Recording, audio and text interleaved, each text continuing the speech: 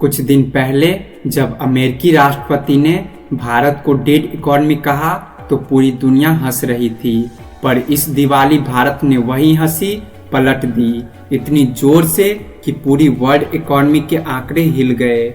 6.05 लाख करोड़ की दिवाली सेल्स हुई। यह सिर्फ एक फेस्टिवल नहीं, यह भारत का इकोनॉमिक कमबैक है।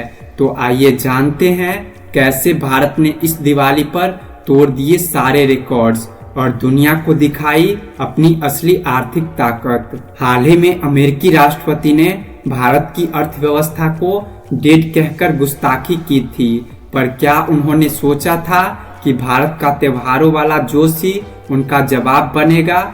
जहां एक तरफ अमेरिका टैरिफ लगाकर भारत पर दबाव डाल रहा था, वहीं भारत ने मुस्कुराकर कहा देखते रहो, और वो देखकर रह गए, क्योंकि इस बार की दिवाली पर 6.05 लाख करोड़ की ऐतिहासिक बिक्री दर्ज की।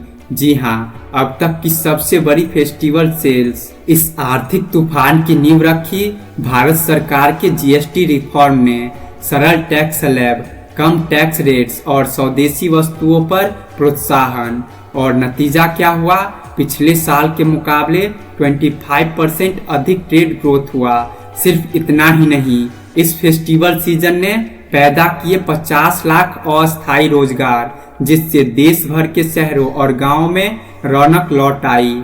इस साल भारतीय उपभोक्ताओं ने कुल 5.4 लाख करोड़ रुपए के गुड्स और 65,000 करोड़ की सर्विसेज खरीदी। मतलब बाजार का कुल लेन देन हुआ 6.05 लाख करोड़ का।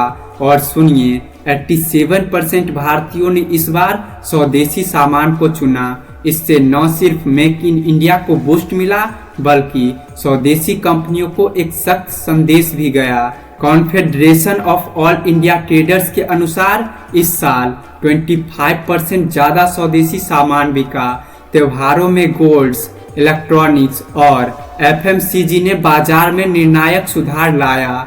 सिर्फ धनतेरस पर ही 85,000 करोड़ रुपए का गोल्ड, सिल्वर और ज्वेलरी बिका। सोचिए, जब आम भारतीय खरीदारी करता है तो देश की अर्थव्यवस्था चमक उठती है। एफएमसीजी और रिटेल से लेकर हॉस्पिटैलिटी तक हर सेक्टर में उछाल आया। कुरियर सेवाओं, packaging, travel, event management, delivery, सब में जबरदस्त मांग बढ़ी, जिससे 50 लाख अस्थायी नौकरियों का सृजन हुआ। अब बात करें मार्केट की, तो दिवाली के दिन मुहूर्त ट्रेडिंग पर भी सेंसेक्स और निफ्टी दोनों बढ़े। मार्केट में निवेशकों का कॉन्फिडेंस बढ़ गया। ऐसे में कई ट्रेडिंग प्लेटफॉर्म जैसे शून्य निवेशकों के लिए नए अवसर लेकर आए, जहां ट्रेडिंग सिर्फ 5 रुपए में संभव है और इक्विटी डिलीवरी और म्यूचुअल फंड्स पर कोई चार्ज नहीं है।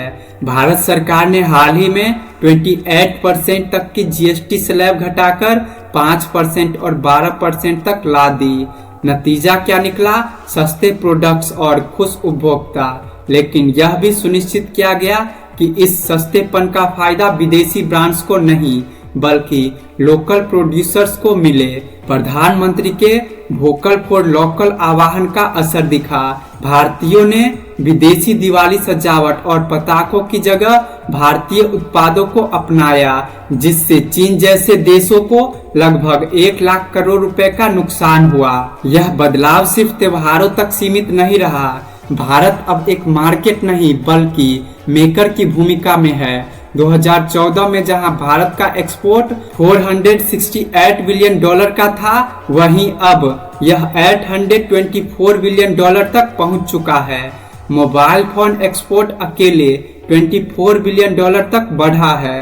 और सबसे बड़ी बात, भारत में अब तक $748 बिलियन का विदेशी निवेश आ चुका है।